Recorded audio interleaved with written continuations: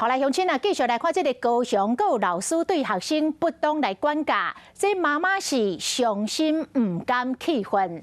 这个凤山某一间高中，一个生出来体育老师看到有学生咧相拍，不管3次2役，球棍啊举起来就大力来讲其中一个学生的骹只片，所以来洗长身，搁讲另外一个同学。原本教育基金会接到控诉来调查。发现这个老师歹地治，过去慢慢来掟學生的頷棍，掠學生大力去弄黑幫，嘛甲學生罵甲真無尊嚴。上界好笑的是，这个老師離嘅2018年，佫獲選為愛心老師，家長實在看袂做你咯，出面來投訴。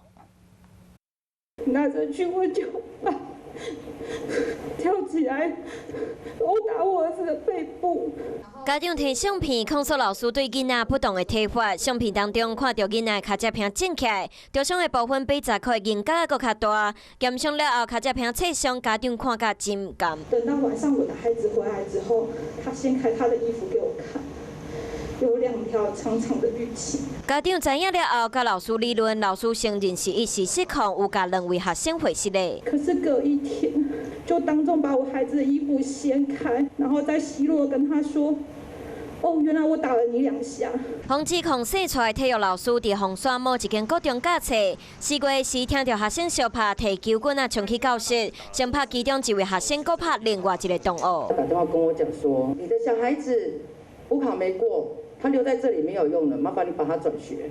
原本教育基金会追查，这位老师定定使用暴力，搁捌带学生的红棍去弄黑帮，搁用手拍胸坎，搁会人身攻击学生，处罚嘛会使用连坐法，学生拢真惊吓。而且这位老师搁捌伫2018年得到爱心老师的奖。送到学校的考核会来进行研议，要进行相关的惩处。学校表示，目前已经交予教育局调查。家长嘛讲，希望学校会当评估老师监视人，莫阁予类似的暴力事件伫校园发生。我是林依文，想要关注体育的朋友们，记得收看52动起来，然后还要订阅我们的 YouTube 频道，赶快按赞、订阅、开启小铃铛。